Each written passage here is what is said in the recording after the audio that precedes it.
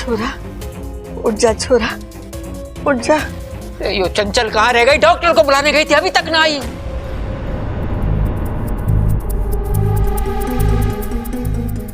माँ, बब्बल को होश आ रहा है?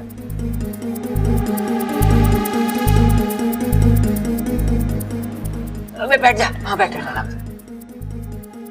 बबल जी आप ठीक तो है ना? हाँ मैं ठीक हूँ, लेकिन आप लोग यहाँ कैसे? बात क्या है? आप इतने परेशान क्यों लग रहे हो? अरे ना ना, ऐसी कोई बात ना है। नाचते नाचते तुझे चक्कर आ गए थे और तू बेहोश हो गया था बस। हाँ। नाचते नाचते? लेकिन मैं नाच क्यों रहा था?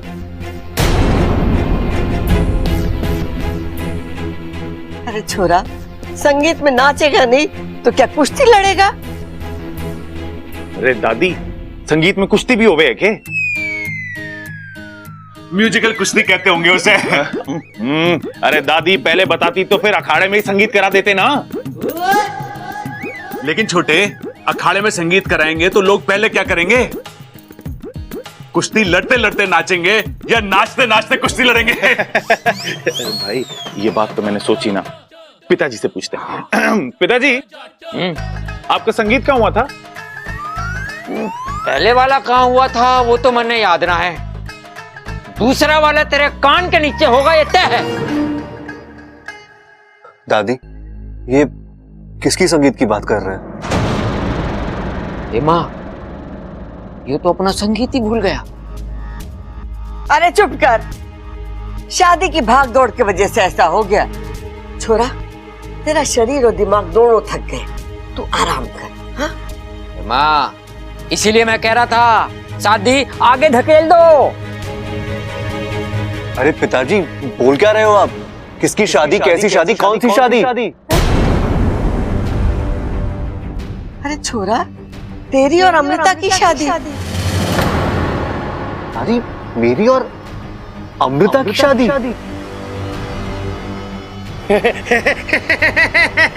भाई इसको भी मेरी तरह भूलने की बीमारी हो गई है।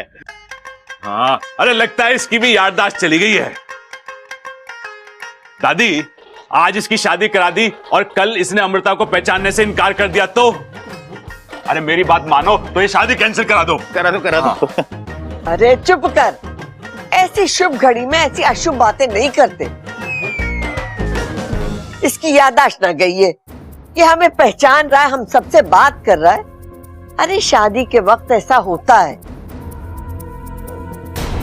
दूल्हा थक जाता है ना तो कुछ बातें दिमाग से निकल जाती है। छोरा तू आराम कर, मैं थारे लिए जूस भेजती हूँ। तू कुछ खाएगा, पिएगा, सोएगा तो सब ठीक हो जाएगा। हाँ ममता, आ तो मेरे साथ। जी दादी जी।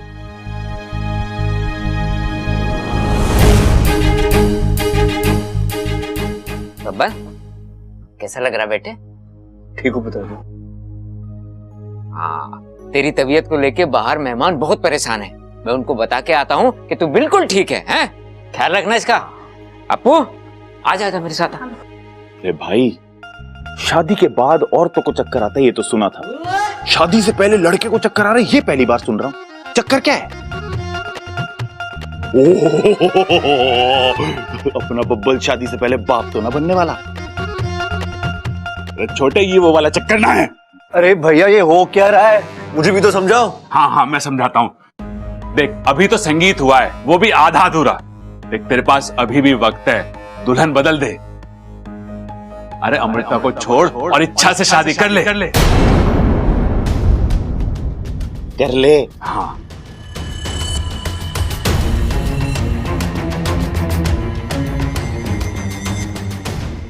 अब तबीयत कैसी है बबल? मैं ठीक हूँ, लेकिन आप कौन है?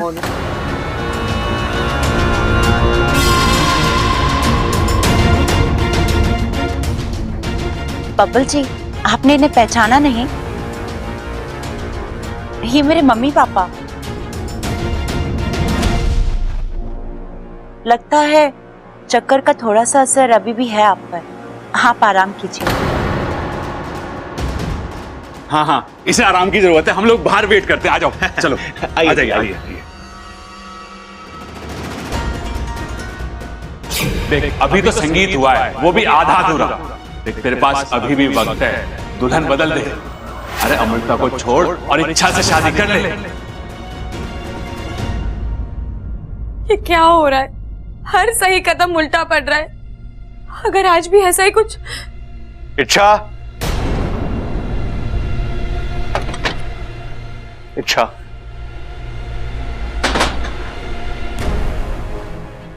बब्बल जी, आप ठीक तो हैं? मुझे आपकी बहुत चिंता हो रही थी। देखिए बब्बल जी, मैं जो भी आपसे कह रही हूँ इसमें मेरा कोई स्वार्थ नहीं है। मैं चाहती हूँ आप हमेशा खुश रहे।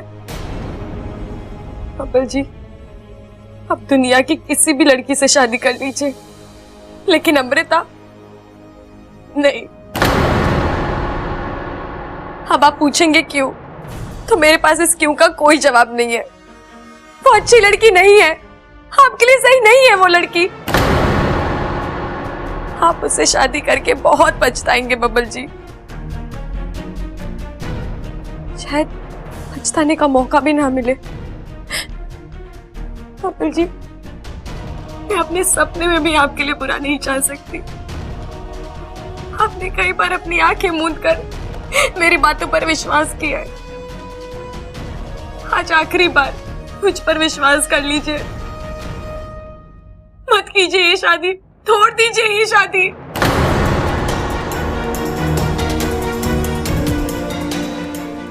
ठीक है, तोड़ देता हूं मैं ये रिश्ता।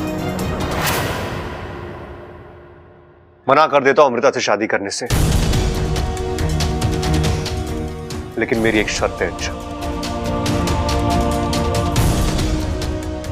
कैसी शर्त बब्बल जी?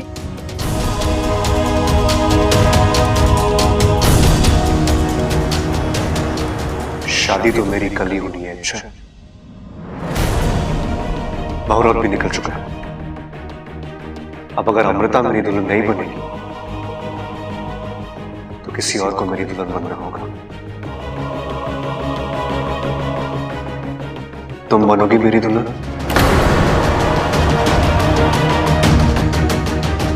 करोगी मुझसे शादी?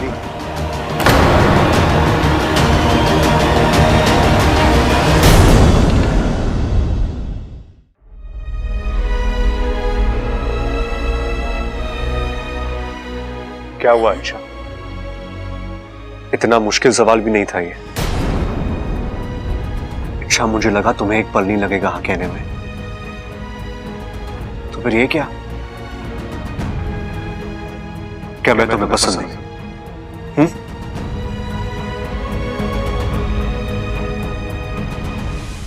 नहीं, ऐसा लग तो नहीं रहा। अच्छा,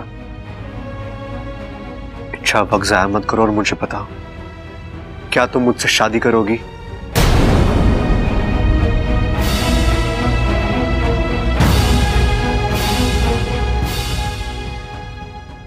नहीं बब्बल जी, मैं आपसे शादी नहीं कर सकती। तो फिर तुम मुझे किस हक से रोक रही हो? इसमें हक की बात कहां से आई बब्बल जी? मैं जानती हूँ अमृता आपके लिए सही लड़की नहीं है। आपको कभी भी धोखा दे सकती है। आपका दिल टूट जाएगा बब्बल जी। इच्छा, टूटने दो मेरे दिल को। इसे टूटने की आदत पड़ चुकी है अभी। बब्बल जी आप नहीं इच्छा, एक और बात, अमृता मुझे बर्बाद करे, मेरा दिल तोड़े, कुछ भी करे, तुम्हें परेशान होने की जरूरत नहीं है। नहीं इच्छा, क्या लगता हूं मैं तुम्हारा तो तुम मेरे लिए इतना परेशान हो रही हो? तुम्हारे दिल में मेरे लिए कोई फीलिंग्स भी नहीं है ना?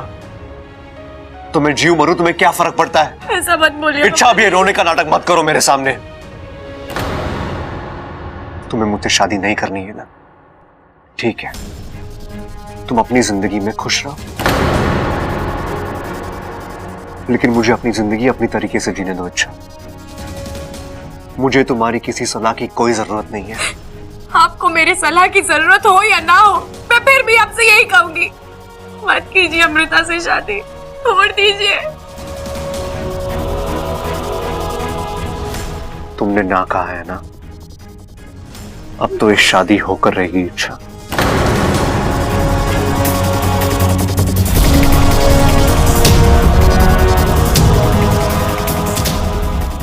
गोपाल जी मेरी बात तो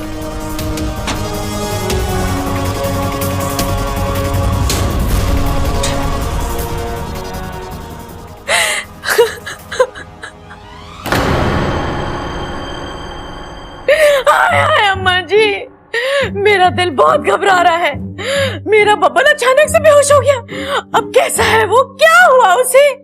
अम्मा जी ये बता रहे थे कि होश में आने के बाद बड़ी बहकी बहकी सी बातें कर रहा है और उसे कुछ याद ना है। अपनी शादी, अपना संगीत कुछ याद ना है अम्मा जी। और उसकी माँ जिसने उसे पैदा किया है वो तो याद रखेगा ना अम्मा जी। अपनी माँ को बताओ अम्मा जी। रुक जा चंचल, रुक जा। अरे मुझे कुछ सोचने दे, समझने दे। माँ, मैं समझ गया। अपना बब्बल अभी मानसिक रूप से शादी के लिए तैयार नहीं है। अभी भी समय है माँ, यो शादी आगे धकेल दे। थारी सुई वहीं जाकर अटक गई ना। मैंने कहा ना सब कुछ ठीक हो जाएगा। अरे एक बार बबल को आ जाने दे, मैं खुद उससे बात करूंगी। दादी। बब्बल, बब्बल मेरा बच्चा, तू ठीक है ना? तुझे क्या हो गया था? बेहोश हो गया था? मेरा तो दिल बैठ ही गया था। मैं बहुत परेशान थी तेरे लिए। बता अब कैसा लग रहा है? अरे बातें ठोकना बंद कर चंचल और आ इधर बैठ हमारे पास। जी अम्मा जी। हाँ छोरा बोल, क्या बोल रहा था तू? दादी मुझे आपसे कुछ बात करनी है। हाँ तो बता ना क्या बात है। अरे बातें तो होती रहेंगी, पहले यो बता छोरे, तेरा चेहरा यो लाल क्यों हो रहा है? पिताजी, दादी मैं अमृता से शादी करने के लिए तैयार हूं। अरे छोरे, ये कौन सी राज की बात बता दी तूने? इसके लिए तो तू पहले से तैयार था। हाँ वो बात दूसरी है कि थोड़ी देर के लिए भूल गया था। हाँ पिताजी, लेकिन मेरे दिल में कुछ सवाल थे। अब मुझे उन सारे सवालों के जवाब मिल गए हैं। अब मैं सिर्फ उन्हीं चीजों को, उन्हीं लोगों को भूलूंगा जिन्हें मुझे भूलना चाहिए। दादी आपने मेरे लिए बिल्कुल सही लड़की चुनी है और कल के कल अमृता के साथ मेरी शादी हो जानी चाहिए। कल? मैंने कहा था ना सब कुछ ठीक हो जाएगा। ठीक।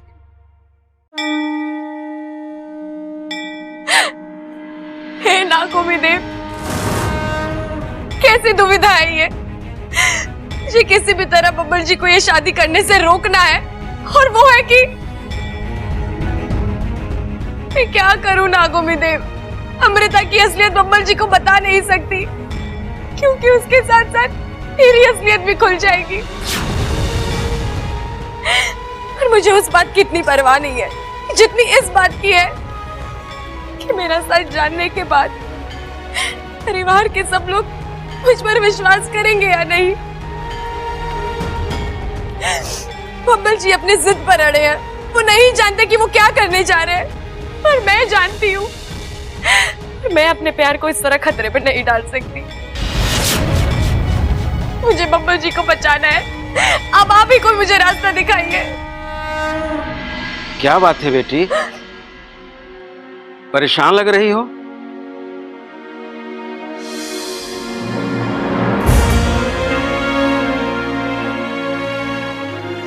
परेशान तो हूँ पंडित जी, नागिन होने की और इंसान से प्यार करने की परीक्षा दे रही हूँ। देखो बेटी, ये नागोमी देव का घर है।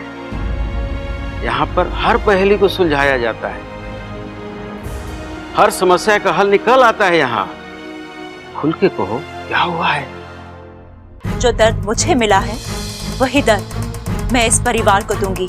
इस परिवार के एक एक सदस्य को भयानक मौत दूंगी। नहीं, कुछ ही घंटों में बब्बल की नाग आत्मीकरण विधि शुरू होगी। बचा लो अपने बब्बल को, जाओ।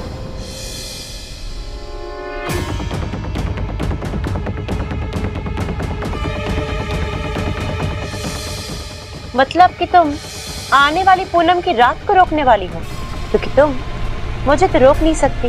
मैं बब्बल को नाग बना कर ही रहूंगी। अब बताइए पंडित जी, इस समस्या का क्या हल है? हल है बेटी, इस समस्या का हल है, परंतु मुश्किल है और जानलेवा है। पंडित जी, मुझे अपनी जान की कोई परवाह नहीं है, मुझे बस बब्बल जी को बचाना है। आप बताइए ना। देखो बेटी, विशैलगढ़ में एक मणि है और उस मणि को जब भी आग में डाला जाता है, विशैलगढ़ के वासियों को उनके असली रूप में आना ही पड़ता है।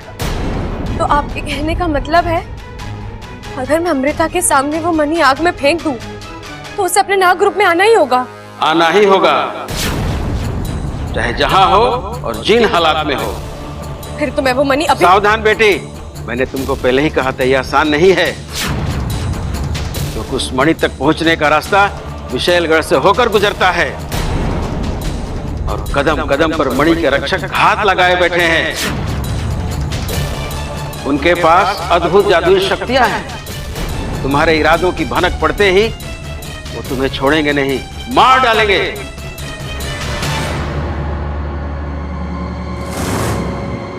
मैं मर भी जाऊं तो मुझे कोई परवाह नहीं, लेकिन अब मैं वो मणि विशैलगढ़ से यहाँ लेकर ही आऊंगी।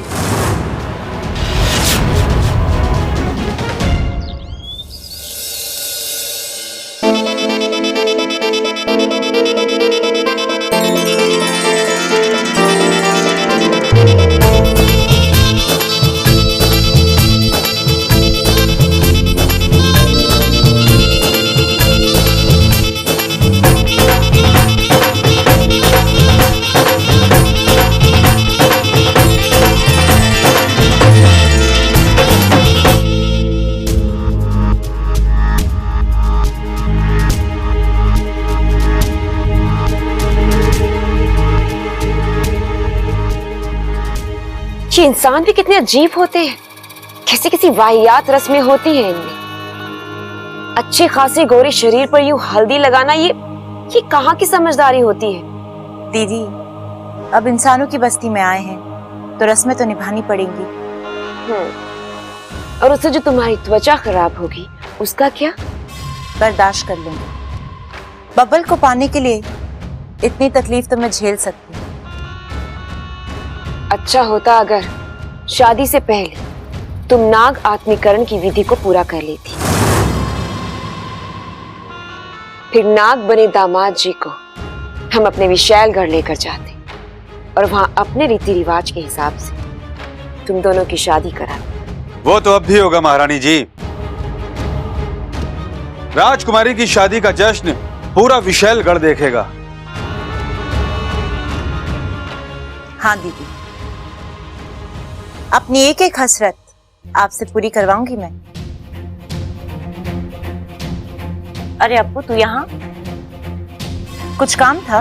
नहीं नहीं, कुछ नहीं, मैं तो बस इच्छा को ढूंढ रहा था।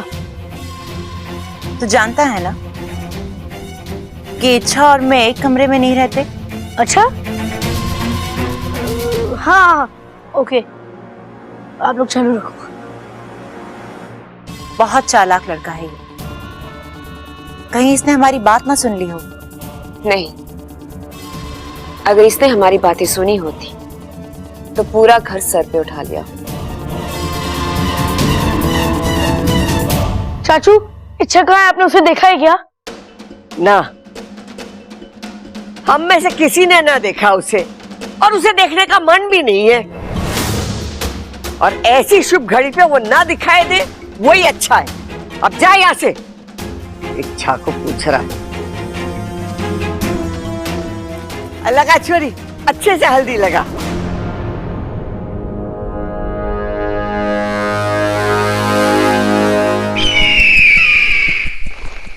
इच्छा,